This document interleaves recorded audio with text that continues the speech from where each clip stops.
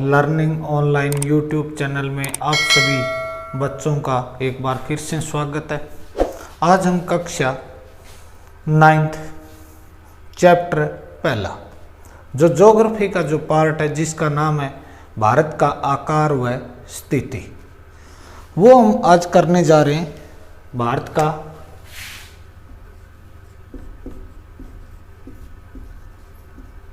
आकार व स्थिति, ये जो आपका चैप्टर है 9वीं क्लास का, ये आज हम करने जा रहे हैं। और ये केवल चैप्टर 9वीं क्लास के लिए नहीं है, बल्कि जो सभी जितने भी जो स्टूडेंट है जो कंपटीशन एग्ज़ाम की तैयारी कर रहे हैं उनके लिए भी ये महत्वपूर्ण है। इसके अलावा रिट के जो स्टूडेंट हैं उनके लिए ये विशेष तौर से महत्वपूर्ण है। तो शुरू करते हैं आज का ये वीडियो।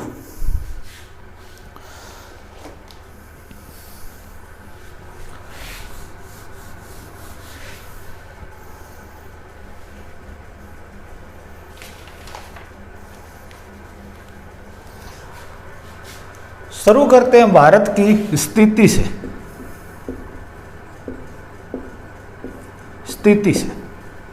भी भारत की जो स्थिति है वो विश्व के मानचित्र के ऊपर कहाँ पर है। विश्व का मानचित्र मैं यहाँ पर एक छोटा सा डायग्राम बनाता हूँ इस प्रकार से, ये जैसे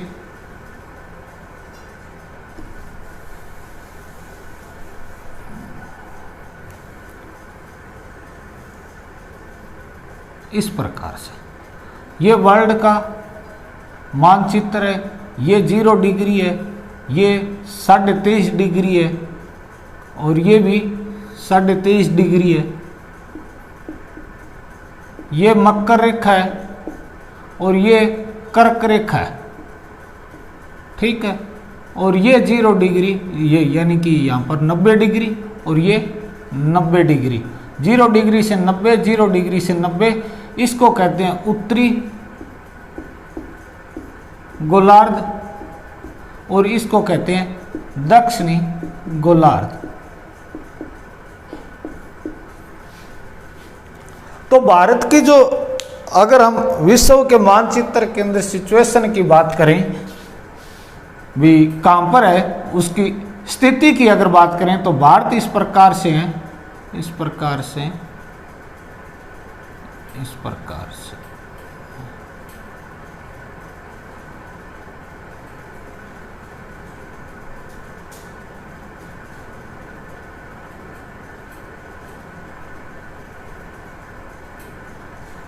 इस प्रकार से, यानी कि ये भारत की इस प्रकार से स्थिति है, इस प्रकार से। अब हम यहां पर बात करते हैं भारत की स्थिति के अनुसार। पहला जो प्रश्न है वो इस प्रकार से, भी भारत किस गोलार्ध में है, किस गोलार्ध में। भारत किस गोलार्ध के अंदर है, तो आपका आंसर क्या रहेगा। और ये जो किस गोलार्ध के अंदर है, तो हम यहां पर लिख सकते हैं भारत जो है वो उत्तरी गोलार्ध में, उत्तरी गोलार्ध में, ठीक है। देखो भारत 0 डिग्री से ऊपर की ओर जा रहा है, तो इसका मतलब क्या हो गया, भारत किस गोलार्ध में, उत्तरी गोलार्ध के अंदर है। लेकिन किस दृष्टि के अंदर ये उत्तरी गोलार्ध में है, तो ये अक्षांशीय दृष्टि से, अक्षांशीय दृष्टि से। अब आपसे इस प्रकार से, भारत अक्षांशीय दृष्टि से उत्तरी गोलार्ध के अंदर, आपकी ये पहली लाइन हो गई, ठीक है। समझने के अंदर कोई समस्या नहीं होनी चाहिए। यानी कि इस प्रकार की ये जो लाइनें हैं, इस प्रकार से ये जो पड़ी हुई लाइनें हैं, इनको क्या बोलते हैं, हम अक्षांश बोलते हैं। तो 0 डिग्री से उत्तर की ओर जा रहे हैं तो उत्तरी अक्षांश हो गया, तो इसका मतलब, और 0 डिग्री से नीचे आ रहे हैं तो ये दक्षिणी अक्षांश हो गया। तो ऊपर जो है वो उत्तरी गोलार्ध हो गया, नीचे वाला दक्षिणी गोलार्ध हो गया, ठीक है। तो इस प्रकार से भी भारत अक्षांशीय दृष्टि से हम बात करें तो किस गोलार्ध में है, उत्तरी गोलार्ध में, दूसरी लाइन, अगर हम बात करें भारत की किस रूप में, देशांतरीय दृष्टि से, देशांतरीय या ग्रीनविच, ग्रीनविच के अगर सापेक्ष हम देखें या देशांतरीय या ग्रीनविच की दृष्टि से देखें तो भारत किस गोलार्ध के अंदर आएगा। अब आपको यहां पर थोड़ा सा समझने वाली बात है भी, इस प्रकार से ये 0 डिग्री है, इस प्रकार से ये 0 डिग्री देशांतर, 0 डिग्री देशांतर, ठीक है। और इसके बैक साइड के अंदर कौन सी है, 180 डिग्री देशांतर। अब इस साइड के अंदर पूर्व और इस साइड के अंदर पश्चिम, ठीक है। तो भारत किस साइड के अंदर है, तो पूर्व के अंदर है। तो आपसे पूछे भारत देशांतरीय दृष्टि से किस ओर है, तो आपका आंसर क्या रहेगा, पूर्वी गोलार्ध, ठीक है। 2 लाइन, तीसरी लाइन, 3 ही लाइन बनती है इसमें। अब तीसरी जो लाइन है वो इस प्रकार से है भी, भारत जो है वो विश्व के मानचित्र के अंदर किस स्थान के ऊपर स्थित है या किस ओर स्थित है, तो आपका आंसर क्या रहेगा, उत्तरी पूर्वी गोलार्ध के अंदर, ठीक। आपसे सीधा पूछे भारत विश्व में कहां पर है, तो आपका आंसर क्या रहेगा, उत्तरी पूर्वी गोलार्ध रहेगा। अगर आपसे पूछे देशांतरीय या ग्रीनविच की दृष्टि से भारत किस गोलार्ध में है, तो आपका आंसर क्या रहेगा, पूर्वी गोलार्ध। आपसे पूछे भारत अक्षांशीय दृष्टि से किस गोलार्ध के अंदर है, तो आपका क्या आंसर रहेगा, उत्तरी गोलार्ध। ये 3 बातें होगी। अब हम बात करते हैं भारत की अक्षांश व देशांतरीय स्थिति के बारे में। भी भारत का अक्षांश व देशांतरीय स्थिति किस प्रकार से है, तो मैं अब इसको मिटा देता हूं। देखो, हम पहले बात करते हैं अक्षांशीय, अक्षांशीय दृष्टि से, यानी कि भारत का अक्षांश की दृष्टि से। अब मैंने वहां पर आपको बात बता दिया भी 0 डिग्री से अगर 90 डिग्री उत्तर की ओर जाएंगे तो उसको क्या बोलेंगे, उत्तरी अक्षांश। यानी कि उत्तरी गोलार्ध के अंदर 0 डिग्री से 1 जाएंगे तो 1 डिग्री उत्तरी अक्षांश, 2 डिग्री उत्तरी अक्षांश, इस प्रकार से, ठीक है। तो अक्षांश की हम बात करते हैं भी, भारत का जो अक्षांश है वो किस किस के बीच में है। तो सबसे पहले हम यहां से शुरू करते हैं, 8 डिग्री 4 मिनट पहला जो है अक्षांश भारत का, तो 8 डिग्री 4 मिनट। तो मैं यहां पर लिख देता हूं 8 डिग्री 4 मिनट उत्तरी अक्षांश, उत्तरी अक्षांश, उत्तरी अक्षांश से। अब यहां पर मैं उत्तरी अक्षांश नहीं लिख रहा है, यहां पर लिख दिया है 8 डिग्री 4 मिनट से उत्तरी अक्षांश से 37 डिग्री 6 मिनट, 37 डिग्री 6 मिनट।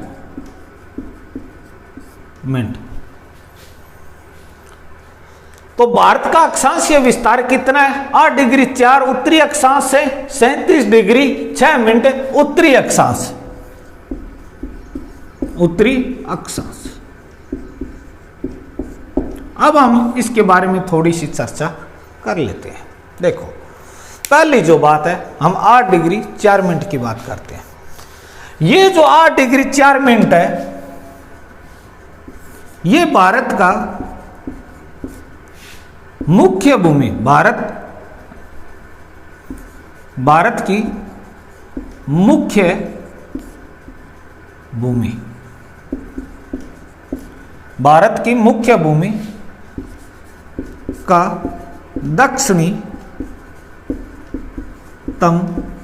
बिंदु, ठीक है, बिंदु है। और ये जो बिंदु है ये कहां पर है, कन्याकुमारी, कुमारी अंतरिक्ष, कन्याकुमारी तमिलनाडु, ठीक है, तमिलनाडु हो गई। प्रश्न आए भी भारत की मुख्य भूमि का दक्षिणतम बिंदु कौन सा है, तो आपका आंसर क्या रहेगा, 8 डिग्री 4 मिनट रहेगा, ठीक है। कहां पर है, तो तमिलनाडु के अंदर है, कन्याकुमारी में, ठीक है। दूसरी बात, 37 डिग्री 6 मिनट के बारे में हम बात कर लेते हैं। कहां पर है, तो ये जम्मू के अंदर, ठीक है, जम्मू कश्मीर। दूसरी बात, इस बिंदु को या इस अक्षांश को जो नाम जो दिया गया है वो दिया गया है इंद्राकोल। इंद्राकोल, आपसे पूछे इंद्राकोल कौन सा है, तो आपका आंसर क्या रहेगा, 37 डिग्री 6 मिनट। उत्तरी अक्षांश जो है इसको हम क्या कहते हैं, इंद्राकोल के नाम से जानते हैं। अब जो हम बात कर रहे हैं वो कर रहे हैं भारत की भूमि का दक्षिणी बिंदु। तो दक्षिणी बिंदु 6 डिग्री 4 मिनट। ये जो लाइन है भारत की मुख्य भूमि का दक्षिणी जो बिंदु है वो कितना है, 8 डिग्री 4 मिनट। लेकिन भारत की भूमि कहां से स्टार्ट होती है, 6 डिग्री 4 मिनट से शुरू होती है। तो इसके बारे में हम देख लेते हैं किस प्रकार से। तो यहां पर जो है इस प्रकार से द्वीप है, इस प्रकार से द्वीप है, इस प्रकार से, इस प्रकार से, इस प्रकार से ये क्या है, द्वीप है। इन द्वीपों को क्या कहा जाता है, अंडमान निकोबार। जो ऊपर वाला है इसको तो कहा जाता है अंडमान, और जो नीचे वाला है इसको कहा जाता है निकोबार। ये जो 4 है ऊपर वाले इनको तो कहा जाता है अंडमान, नीचे वाले जो 3 है इनको कहा जाता है निकोबार, ठीक है। इसके अलावा इनका जो पूरा का पूरा जो विस्तृत जो जानकारी है, हम भारत के जो वर्गीकरण जो करेंगे भौगोलिक दृष्टि से उसके अंदर हम इनका वर्णन करेंगे। तो जितना हमारा जो पॉइंट है एक बार हम उसी के ऊपर चर्चा करते हैं। तो हमने यहां पर लाइन लिखी है भारत की भूमि का दक्षिणी बिंदु 6 डिग्री 4 मिनट है। तो ये जो 6 डिग्री 4 मिनट जो दक्षिणी जो बिंदु है वो यहां पर है, 6 डिग्री 4 मिनट। अब ये इस 6 डिग्री 4 मिनट के बारे में हम बात कर लेते हैं। ये कहां पर है, ये जो निकोबार है इसके 3 स्टेप है। देखो इसको तो कहते हैं कार निकोबार, इसको हम कहते हैं मध्य निकोबार, इसको हम कहते हैं बड़ा निकोबार। तो आपसे पूछे भी निकोबार के अंदर कौन से निकोबार के अंदर ये है 6 डिग्री 4 मिनट, तो आपका आंसर क्या रहेगा, बड़ा निकोबार, ठीक है। पहली बात होगी। अब इसके कुछ नाम है, वो नाम आपको याद रखने हैं। क्या क्या नाम है, इसको हम कहते हैं इंदिरा पॉइंट,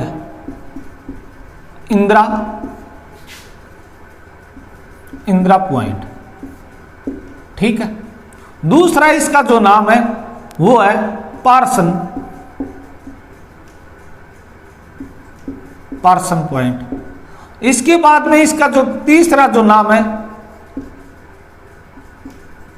लाहिचिंग, और चौथा जो इसका नाम है पिगमेलियन पॉइंट, ठीक। ये आपको याद रखने, इंदिरा पॉइंट और पिगमेलियन पॉइंट तो आपको याद रखने ही रखने। तो अब यहां से अपने किस प्रकार से प्रश्न बन गए भी भारत की भूमि कहां से शुरू होती है 6 डिग्री 4 मिनट से, जिसको क्या कहते हैं इंदिरा पॉइंट, पार्सन या लाहिचिंग पिगमेलियन पॉइंट कहते हैं, कहां पर, निकोबार के अंदर है। दूसरा प्रश्न है भारत की मुख्य भूमि कहां से शुरू होती है, तो 8 डिग्री 4 मिनट कन्याकुमारी से शुरू होती है, ठीक है। उसके बाद में भारत का जो उत्तरी जो सिरा है वो कौन सा है, तो भारत का 37 डिग्री 6 मिनट वो कहां पर है, जम्मू कश्मीर, जिसे हम क्या कहते हैं इंदिराकोल के नाम से जानते हैं। यहीं पर ये सारी की सारी आपकी जानकारी उपलब्ध हो गई है। उसके बाद में हम देशांतर की बात करते हैं।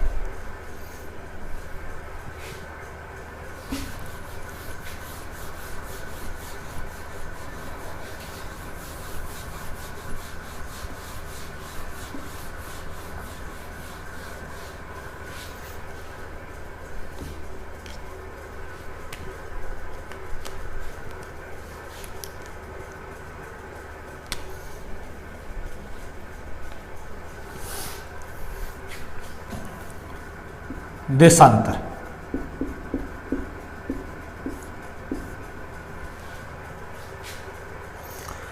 ये जो देशांतर है, देशांतर सबसे पहले आपको पता होना चाहिए कौन से होते हैं। इस प्रकार से जो खड़ी जो लाइनें होती हैं इनको हम क्या बोलते हैं? देशांतर बोलते हैं। ये जो देशांतर है ये कहां से शुरू होता है?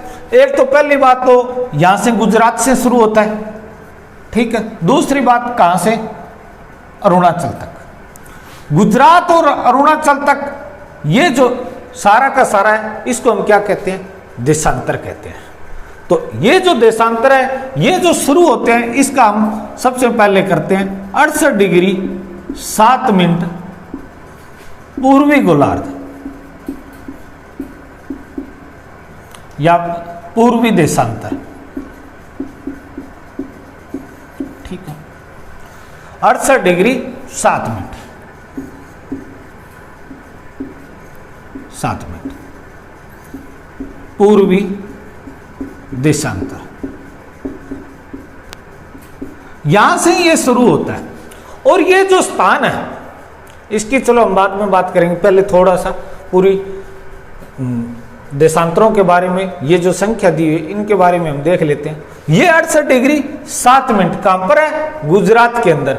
इसको हम क्या बोलेंगे? पूर्वी देशांतर। मैंने आपको बताया था भारत किस देशांतर के अकॉर्डिंग किस गोलार्ध में है, तो हमारा जो आंसर था वो पूर्वी गोलार्ध, इसलिए हम इसे पूर्वी देशांतर की ओर लिख रहे हैं। दूसरा, ये जो स्थान है कहां पर है? अरुणाचल प्रदेश के अंदर 97 डिग्री 25 मिनट, ठीक है। 68 डिग्री 7 मिनट से 97 डिग्री 25 मिनट पूर्वी देशांतर, 97 डिग्री 25 मिनट पूर्वी देशांतर। एक बात यहीं से, अगर आपसे पूछे देशांतरों का अंतर, आपसे पूछे अक्षांश का अंतर, तो लगभग जो अंतर है वो कितना है? 30 का है, 30 डिग्री का, ठीक है। मोटा मोटा जो आइडिया हम बात करें तो अब ये जो देशांतर है इनका हम पहले तो स्थान का नाम देख लेते हैं। ये जो 68 डिग्री 7 पूर्वी जो देशांतर है ये कहां पर है? गुजरात के अंदर। और इसका जो अंतिम जो स्थान है, जो बिंदु है, उसको हम क्या कहां से? ग्वार मोती, ठीक है। उसके बाद में 97 डिग्री 25 मिनट का जो अंतिम जो स्थान है ये कहां पर है? अरुणाचल के अंदर, अरुणाचल के अंदर, जिसका नाम क्या है? किबुथु, ठीक है। ये हो गई हमारी जानकारी।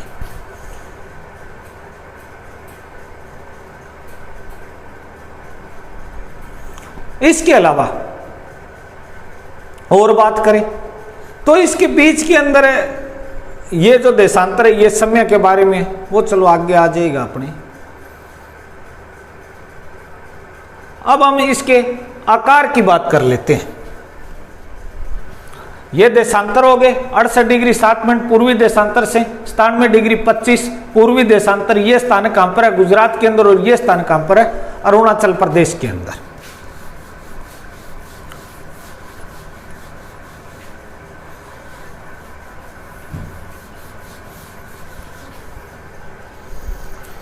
अब हम बात करते हैं आकार की। आकार तो भारत का जो एरिया जो है, क्षेत्रफल जो है, सबसे पहले हम उसकी बात कर लेते हैं। 32,87,200 वर्ग किलोमीटर। ठीक है, ये हो गया भारत का क्षेत्रफल। उसके बाद में भारत का उत्तर से दक्षिण, उत्तर से दक्षिण, तो ये जो उत्तर से दक्षिण जो है इसकी जो लंबाई है वो है 3214 किलोमीटर। कितनी है? 3214 किलोमीटर। उसके बाद में पूर्व से पश्चिम, इसकी जो लंबाई है यहां से यहां तक, इसकी जो लंबाई है वो है 2933 किलोमीटर।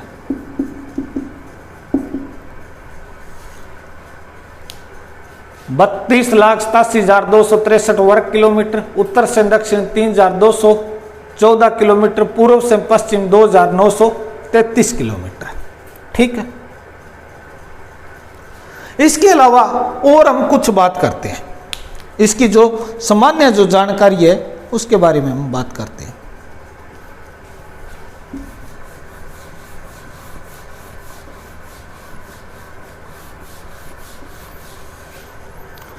भारत के अंदर से एक रेखा गुजरती है जिसका नाम क्या है? कर्क रेखा। जिसका नाम क्या है? कर्क रेखा। ये जो कर्क रेखा है ये भारत के 8 राज्यों से गुजरती है। दूसरी बात, ये लगभग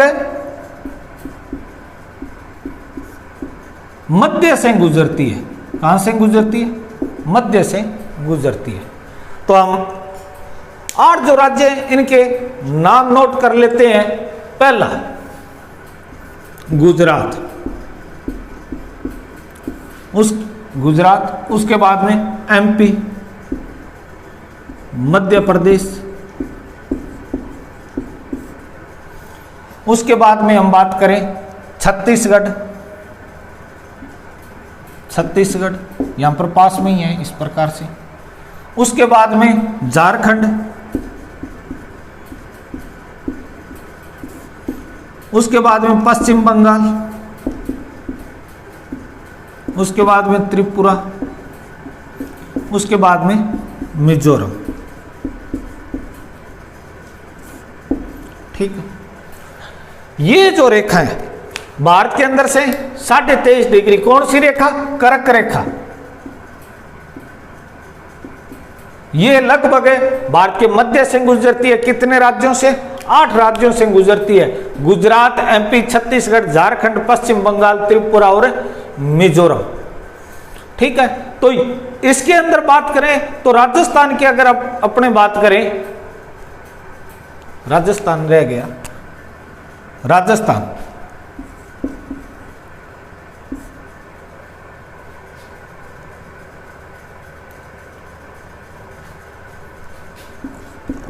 राजस्थान अगर अपने राजस्थान की बात करें तो ये राजस्थान के 2 जिलों से गुजरती है।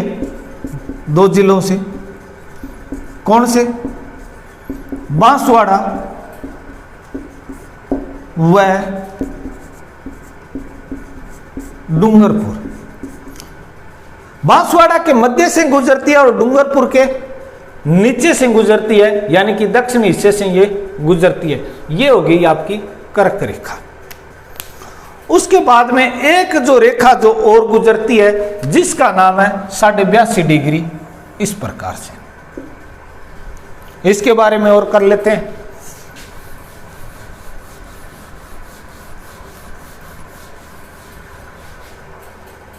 साढ़े 82 डिग्री,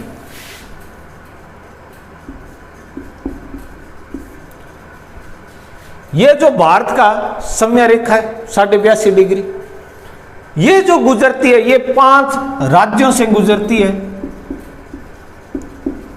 राज्यों से गुजरती है, आप देख सकते हैं ये जो राज्य दिए हुए, तो यूपी के अंदर से ये गुजरती है, उसके बाद में ये एमपी से गुजरती है, और उसके बाद में ये छत्तीसगढ़ से गुजरती है, उसके बाद में ये छत्तीसगढ़ से गुजरती है, उसके बाद में ये उड़ीसा से गुजरती है, और उसके बाद में ये आंध्र प्रदेश से गुजरती है, आंध्र प्रदेश से। तो ये जो 82.5 जो हमारी जो समय रेखा है, ये कितने राज्यों से गुजरती है? तो ये 5 राज्यों से गुजरती है। कई किताब के अंदर 6ठा भी दिया हुआ है तेलंगाना, लेकिन वो गलत है। तो आज हमने जो किया है वो भारत का स्थिति कर लिया, भारत का आकार कर लिया। उसके बाद में कल जो हम करेंगे इसके बारे में, भारत की सीमा, वह स्थलीय सीमा, जलीय सीमा, इसके अलावा भारत के पड़ोसी जो देश हैं उनके बारे में हम कल चर्चा करेंगे। तब तक आप इस वीडियो को लाइक, शेयर, सब्सक्राइब, कमेंट जरूर करें। जय हिंद, जय भारत।